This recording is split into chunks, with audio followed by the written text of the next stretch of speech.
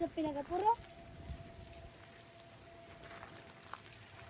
Yan, dito kami mga kabayan ngayon sa bundok. Ayan, ang aking main tower dito sa barangay namin. Yan, kaya kung napapansin nyo mga kabayan, hindi ako nakapag-upload na ng halos 2 o 3 araw na siguro. Dahil itong aking main tower mga kabayan, tinamaan ng kidlat nung nakaraang araw. Tapos yung lahat ng aparato ko sa bahay, damay mga kabayan, sunog. Ayan, kaya ngayon, tinawagan ko si Brad Kinit. Kasi siya yung nakakaakyat dyan sa main tower. Kasi kuha niyan mga kabayan, lagpas 5 tubo, halos 6 na tubo. Ayan. Yung bahay namin mga kabayan nandun, nasa 600 meters pag diniritso ito. Yan, damay pa rin mga kabayan. Yan, yung nasunog dito ito. Yan, bago pa lang to mga kabayan. Yan, ang nasunog dito sa main tower, yung adapter nya. Ito, bago pa lang to, buwan pa lang. Pero itong dati na, hindi siya tinamaan. Yan, kaya halos malaki-laki yung damage sa akin mga kabayan. Yan, yung prism, yung sira dyan sa taas. Kung yung kwan lang mga kabayan, yung pinaka prism lang, nasa 13,000. Kung hindi sunog yung pinakakwan niya, yung pinaka-disk. Yung sa bahay naman mga kabayan, mas maraming nasunog doon. Yung mini PC ko, yung switch hub na, yung mahal na switch hub, yung maraming saksakan. Tapos yung mga media converter. Pero may EBR ako doon, hindi siya nasunog pa rin siya. Kasi dumaan siya sa antenna sa mga cable. Pati yung laptop ko nadamay, kaya hindi ako makapag-edit mga kabayan, kaya hindi ako naka-upload. Yan, pero ito, i-upload ko to dito sa cellphone lang. Ayan, ayan mga kabayan si Brad Kinit. Yan, kaya hindi ako nakakapunta sa Nyugan. Pero yung nagtatabas doon mga kabayan, tuloy-tuloy. Ang nahinto lang yung paggawa ng kubo. Kasi gusto ko nandun ako habang ginagawa para maipapakita ko sa inyo. Yan, ang ginagawa ko ngayon sa 2 araw na nakalipas, puro repair. Mga bindo, antenna.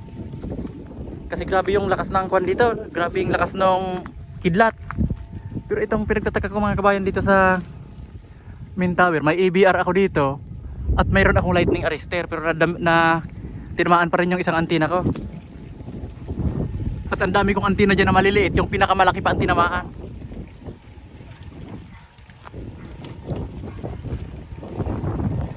Ayan.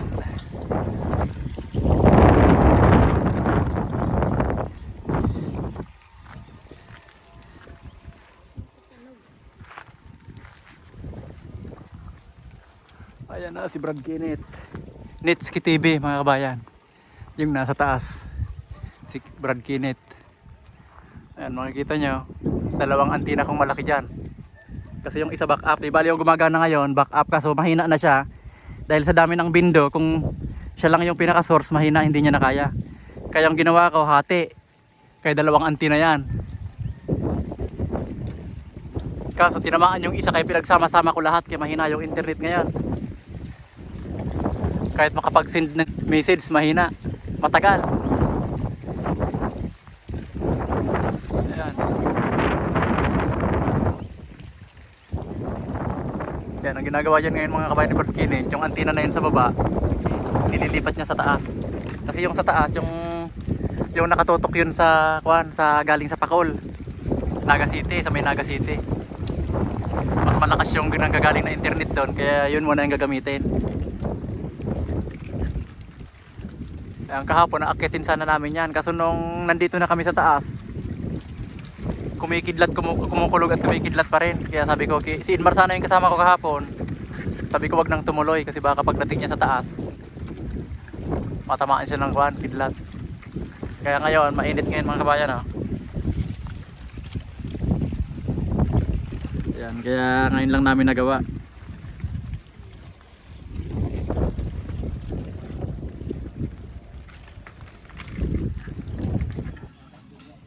Yan, ito yung nasa taas mga kabayan, prism. Yan, ito yung tinamaan ng kidlat.